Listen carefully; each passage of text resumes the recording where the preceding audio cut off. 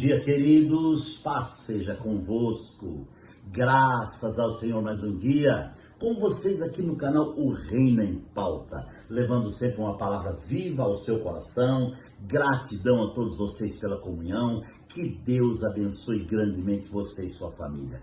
Queridos, a nossa série em curso tem o tema, que farei de Jesus chamado Cristo? Esta é a mensagem número 2 do tema, e eu estou com o texto aberto em Mateus 27, a partir do versículo de número 11, onde vai falar o quê? Aqui, amados irmãos, foi quando Jesus estava sendo preparado para a cruz. Preparado por quem?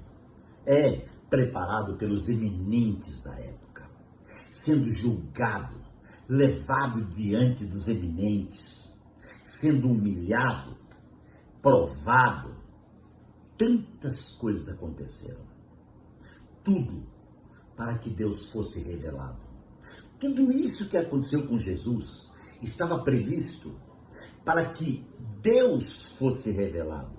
Esta é a missão de Jesus, revelar o mistério do Pai, desvendar o mistério do Pai, revelar o grande amor do Pai para a humanidade.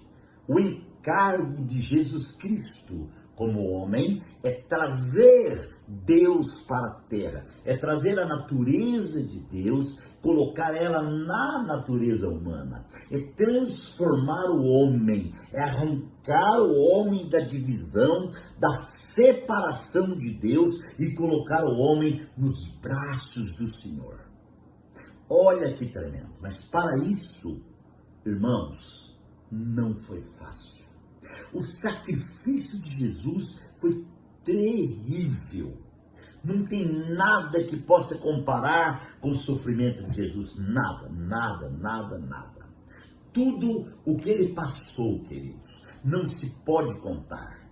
Não se pode realmente somar. Não tem como, de tão forte que foi, por amor a mim e a você. Então vamos fazer um pensamento no início dessa reflexão. O homem estava separado de Deus por causa do pecado. O pecado havia obscurecido e criado um abismo entre o homem e Deus. Neste momento o homem tem no espírito dele a essência de Deus. Do outro lado do abismo está a alma do homem separada, que assimilou o pecado, ouvindo a voz da serpente que estava sobre a árvore. Então, amados irmãos, entre o falar da serpente, o comer do fruto, criou um abismo entre o homem e Deus, entre o ser humano e o ser divino. Até então, o humano e o divino estavam juntos. Foi assim que Deus fez o homem.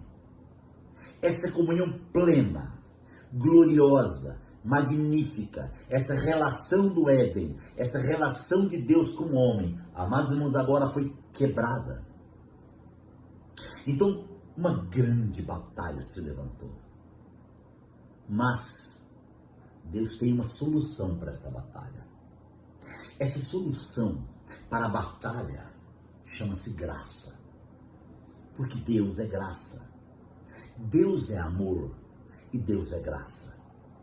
Como Deus não tem sobre si um tempo determinado, Deus é o próprio tempo. Deus é hoje, Deus é ontem, Deus é amanhã. Esse Deus que é tudo, já estava tudo previsto e tudo preparado. Esse Deus agora só começa a cumprir a sua promessa no contexto de sua economia. E Jesus Cristo, o homem, Deus, ele agora é provado diante dos eminentes da terra. Gente, parece uma coisa assim absurda, né? Você imaginar Deus dentro de Jesus sendo provado pelo homem para trazer Deus, restaurando o homem para Deus. Então Deus passa pela prova do homem em Jesus, para restaurar o homem para Deus. Você entendeu essa linguagem? Esse é o Deus que chamou eu e você.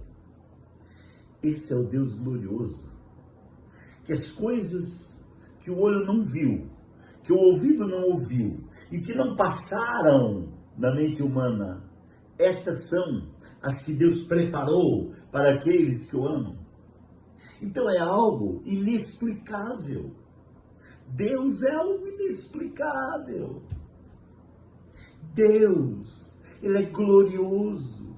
E por mais que eu tenha revelação divina dentro de mim, aquilo que me foi revelado ainda é tão pequeno perto daquilo que se vai revelar. Porque Deus é tão grande que o que eu sei é uma gota perto do oceano que eu não sei. E tudo que eu sei é que eu nada sei. Mas tudo que eu sei é que eu desejo saber para a edificação de Cristo na minha vida e na vida dos meus irmãos.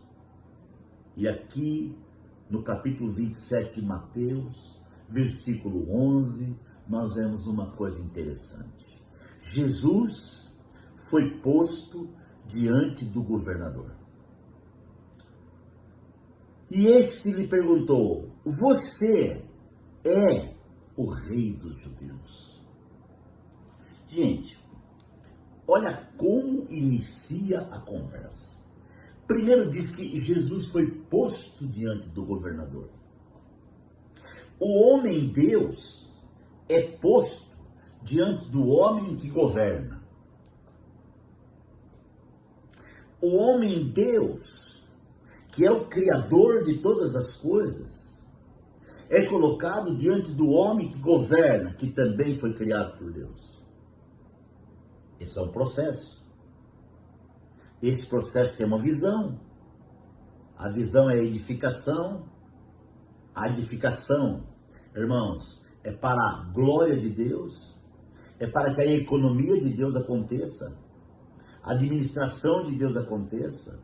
Tudo isso faz parte da administração de Deus.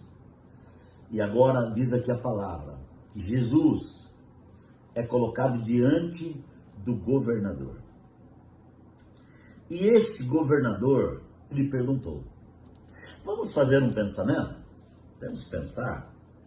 Será que o governador achou que ele era mais que Jesus? Com certeza. Ele olhou para aquele homem, na visão dele normal, na visão dele natural, né? E ele pensou: eu vou interrogar esse homem. Gente, era para o governador se cair de joelho aos pés de Jesus, rendendo-se e dizendo: só o Senhor é Deus. O homem governador não conseguiu ver Deus dentro de Jesus. Percebe o poder do cargo? O poder do cargo inibe a visão divina. O poder do cargo traz uma visão humana, uma visão terrena, enquanto que o Espírito, no encargo, traz a revelação de Deus para o espírito do homem. E o governador não teve isso. Olha só, que triste, né? Ele não teve isso. E ele perguntou: você é o rei dos judeus? E Jesus respondeu: tu o dizes. Quem está falando que eu sou rei dos judeus é você, não sou eu. Jesus não falou nada. Jesus não precisa falar o que ele é. Ele é. Deus não precisava contar o nome dele para Faraó. Ele disse a Moisés: vai lá e diga que o eu sou me enviou a vós. Deus é o eu sou. E o eu sou, que é Deus, está ministrando o meu interior e o seu. Que muitas vezes nos confundimos em relação à visão. E dentro de nós surge a mesma pergunta que surgiu dentro de Pilatos: que farei de Jesus chamado Cristo? Por que ele fez essa pergunta para ele e para o povo? Que farei de Jesus chamado Cristo? É porque a visão dele era humana, o discernimento dele era humano, o propósito dele era humano, a grandeza dele era humana. Ele fez essa pergunta porque ele não ganhou a realidade divina dentro dele. Quantas vezes, no meio da luta e da prova, nós também temos esse mesmo caminho riscado diante da nossa mente fraca e pecadora. E ficamos questionando a essência, a grandeza, a revelação, o propósito, a visão de Deus, e até questionamos o processo que estamos passando. Quando isso acontece, é porque está faltando discernimento e visão espiritual. Eu vou continuar e sinto que Deus está falando fortemente. Pelo menos no meu coração, ele está ardendo com a presença de Deus. Eu espero que no seu também esteja. Ore comigo, Pai, muito obrigado por este momento. Sinto a tua presença. Continue abençoando a tua igreja e os teus filhos, em nome de Jesus. Amém. Que Deus te abençoe. Um abraço e até amanhã.